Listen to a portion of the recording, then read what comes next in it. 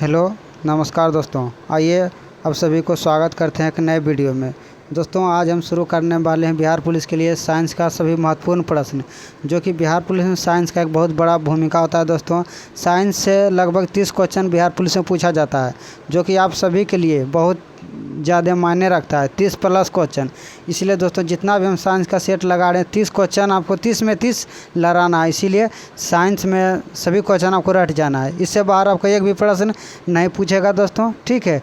इसीलिए साइंस जितना भी हम प्रश्न करा रहे हैं सबको आपको रट जाना है, इससे बाहर आपका एग्जाम में नहीं पूछेगा, ठीक है। साइंस में फिजिक्स केमिस्ट्री बायो तीनों सेक्टर मिलाकर 30 प्लस क्वेश्चन पूछा जाता है दोस्तों, ठीक है। तो ये शुरू करते हैं बिहार पुलिस के लिए साइंस का पहला सेट। पहला प्रश्न है दोस्तों, जीवन की मूलभूत इकाई क्या है? जीवन की मूलभूत इकाई क्या है? इसका सही आंसर हो जाएगा दोस्तों कोशिका। जीवन की मूलभूत इकाई किसे कहते हैं? कोशिका, जिसे सेल भी बोला जाता है दोस्तों, ठीक है। जीवन की मूलभूत इकाई क्या है? कोशिका। आपको दोस्तों अभी क्वेश्चन बहुत आसान लगेगा देखने में, एग्जाम में माथा चकरा जाएगा दोस्तों, इसीलिए सही प्रश्न को ध्यान से देखिए और सही से याद करिए दोस्तों। इससे बाहर आपका एक क्वेश्चन भी नहीं पूछेगा साइंस में, ठीक है। तो जीवन की मूलभूत इकाई क्या होगा दोस्तों? कोशिका। जीवन की मूलभूत इकाई क्या है? कोशिका। अगला प्रश्न है, कौन सा कोशिकांग पादप कोशिका में पाया जाता है किंतु जंतु कोशिका में नहीं पाया जाता है? वह कौन सा कोशिकांग है जो दोस्तों जो कि पादप कोशिका में पाया जाता है, जंतु कोशिका में नहीं पाया जाता? सही आंसर है क्लोरोप्लास्ट। सही आंसर है क्लोरोप्लास्ट दोस्तों, सही आंसर है क्लोरोप्लास्ट। क्लोरोप्लास्ट जो है दोस्तों पादप कोशिका में पाया जाता है, लेकिन जंतु कोशिका में नहीं पाया जाता दोस्तों, ठीक है। आइए अगला प्रश्न देखते हैं। अगला प्रश्न है कि 80% से अधिक कोशिका में पाया जाने वाला पदार्थ क्या है?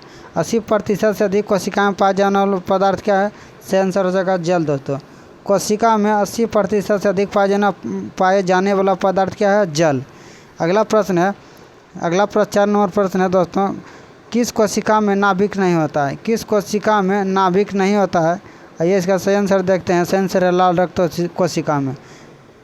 किस कोशिका में नाभिक नहीं होता है? तो लाल रक्त कोशिका में नाभिक नहीं होता है। किस कोशिका में नाभिक नहीं होता है? सेंसर है लाल रक्त कोशिका में। अगला प्रश्न है दोस्तों कि किस कोशिकाओं को आत्मघाती वेग कहा जाता है? किस कोशिकाओं को आत्मघाती वेग या थैला कहा जाता है? तो सही आंसर है लाइसोसोम।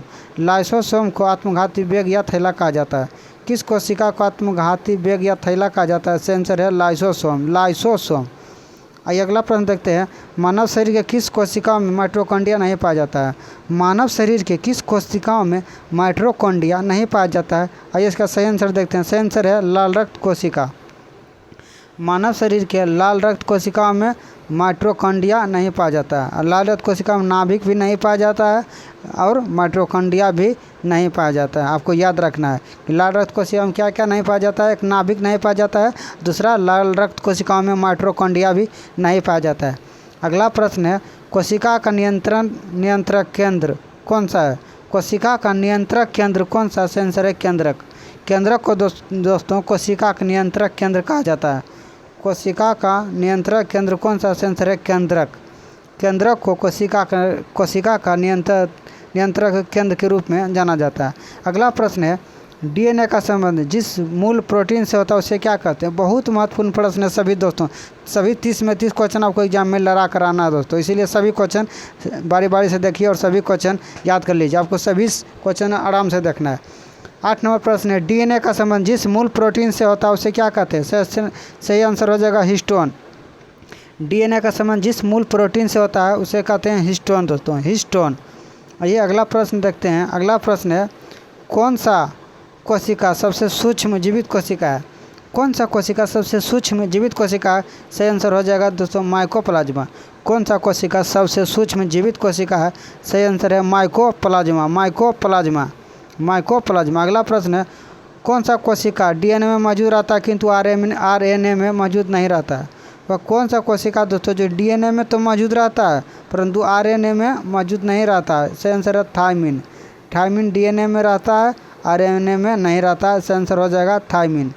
अगला प्रश्न है, आरएनए का प्राथमिक कार्य क्या है? आरएनए का प्राथमिक कार्य क्या है?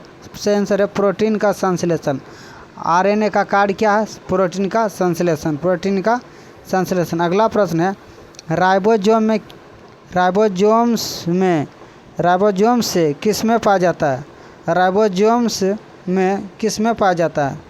राइबोसोम्स किस में पाया जाता है? आंसर है आरएनए में।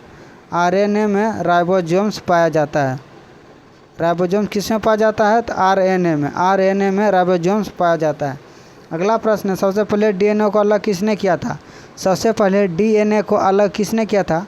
इसका सही आंसर हो जाएगा दोस्तों फ्रेडरिक हाफमैचर। फ्रेडरिक हाफमैचर सबसे पहले डीएनए को अलग किसने किया था? सही आंसर है फ्रेडरिक हाफमैचर। फ्रेडरिक हाफमैचर ने सबसे पहले डीएनए को अलग किया था। कोई पूछेगा आपसे कि डीएनए को सबसे पहले किसने अलग किया, आपको डायरेक्ट आंसर बताना है कि फ्रेडरिक हाफमैचर ने डीएनए को अलग किया था। ठीक है दोस्तों, आइए अगला प्रश्न देखते हैं। अगला प्रश्न है, प्रयोगशाला में सर्वप्रथम डीएनए का संश्लेषण किसने किया? सही आंसर हो जाएगा अरविंद खुराना। अरविंद खुराना ने सबसे पहले प्रयोगशाला में डीएनए का संश्लेषण किया। सही आंसर क्या होगा? अरविंद खुराना। अगला प्रश्न है, विषाणु में क्या पाया जाता है? विषाणु का नाम सुने होंगे दोस्तों कि विषाणु में क्या पाया जाता है? सही आंसर है आरएनए और डीएनए। विषाणु में क्या पाया जाता है? सही आंसर है आरएनए और डीएनए विषाणु में पाया जाता है। अगला प्रश्न है, सबसे पहले किस वायरस का खोज हुआ? सबसे पहले किस वायरस का खोज हुआ? सही आंसर है टीएमवी वायरस। सबसे पहले किस वायरस का खोज हुआ? सही आंसर है टीएमवी वायरस का खोज हुआ। टीएमवी वायरस का खोज सबसे पहले हुआ। आइए अगला प्रश्न देखते हैं। अगला प्रश्न है, जंतु में होने वाले फुट एंड माउथ रोग किसके कारण होता है? बहुत पूछा जाता है दोस्तों, बहुत। जंतु में होने वाला फुट एंड माउथ रोग किसके कारण होता है? सही आंसर है विषाणु के कारण। जंतुओं में होने वाला फुट एंड माउथ रोग किसके कारण होता है? सही आंसर है विषाणु के कारण। अगला प्रश्न देखते हैं, किस कारण प्रशीतन खाद्य परीक्षण में मदद करता है? किस कारण दोस्तों कोई परीक्षण करता है या प्रशीतन मदद करता है? सही आंसर है जैव रासायनिक अभिक्रिया। किस कारण प्रशीतन खाद्य परीक्षण में मदद करता है? जैव रासायनिक प्रतिक्रिया। सही आंसर हो जाएगा दोस्तों जैव रासायनिक प्रतिक्रिया। अगला प्रश्न देखते हैं, किसे ब्रीडिंग के माध्यम से तैयार किया जाता है? किसे ब्रीडिंग के माध्यम से तैयार किया जाता है? सही आंसर ईस्ट दोस्तों। बहुत पूछा जाता है दोस्तों कि ब्रीडिंग के माध्यम से किसे तैयार किया जाता है? सही आंसर हो जाएगा ईस्ट। अगला प्रश्न है 20 नंबर प्रश्न देखते हैं, प्रतिजीव पेनिसिलिन किससे प्राप्त होता है? प्रतिजीवी जो पेनिसिलिन होता है दोस्तों किससे प्राप्त होता है? सही आंसर है कवक से। पेनिसिलिन किससे प्राप्त होता है? कवक। पेनिसिलिन किससे प्राप्त होता है? कवक से। अगला प्रश्न है 21 नंबर प्रश्न है, चट्टानी स्तरों पर लाइकेन विकास को क्या कहते हैं? चट्टानों पर जो लाइकेन का विकास होता है उसे क्या कहते हैं दोस्तों? जो कवक विकास होता है चट्टान पर उसे क्या कहते हैं? सही आंसर है सेक्सिकोलस। चट्टानों पर जो लाइकेन का विकास होता है उसे क्या कहते हैं? सेक्सिकोलस। अगला प्रश्न है, वह कौन सा पौधा जो प्रदूषण को संकेत करता है? बहुत पूछा जाता है, वह कौन सा पौधा जो प्रदूषण को संकेत करता है? सही आंसर हो जाएगा दोस्तों लाइकेन। लाइकेन एक प्रदूषण संकेतिक पौधा दोस्तों जो प्रदूषण को संकेत करता है। कौन सा पौधा है? लाइकेन। अगला प्रश्न, आयोडीन किससे प्राप्त होता है? आयोडीन किससे प्राप्त होता है? आंसर है लेमिनेरिया। लेमिनेरिया घास का नाम है दोस्तों जो समुद्र में सबसे अधिक मात्रा में पाया जाता है, समुद्र के किनारे। इससे आयोडीन सबसे अधिक मात्रा में पाया जाता है। आयोडीन किससे प्राप्त होता है? आंसर है लेमिनेरिया। अगला प्रश्न है, शैवाल के फैलने का क्या कारण है? शैवाल के फैलने के क्या कारण है दोस्तों? आंसर है सुपोषण। सुपोषण से सबसे अधिक मात्रा में शैवाल फैलता है। शैवाल फैलने का क्या कारण है आपको बताना है? सुपोषण। शैवाल फैलने का क्या कारण है आपको बताना है? इसका सही आंसर सुपोषण है। शैवाल फैलने का मुख्य कारण क्या है? सुपोषण। अगला प्रश्न है, संसार में सबसे तेज बढ़ने वाला पौधा कौन सा है? संसार में सबसे तेज़ी से बढ़ने वाला पौधा कौन सा है? बाँस। संसार में सबसे तेज़ी से बढ़ने वाला पौधा कौन सा है दोस्तों?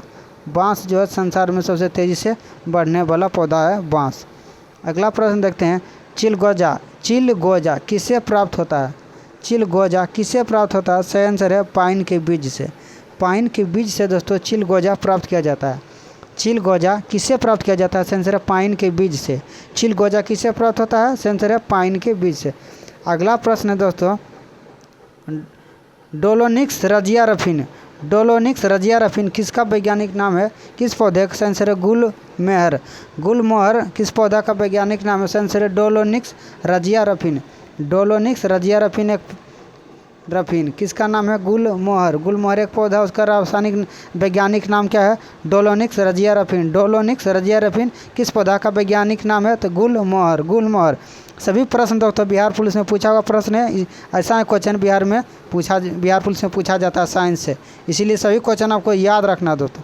अगला प्रश्न है आज़ादी रास्ता इंडिका किसका वैज्ञानिक नाम है। बहुत महत्वपूर्ण प्रश्न है दोस्तों।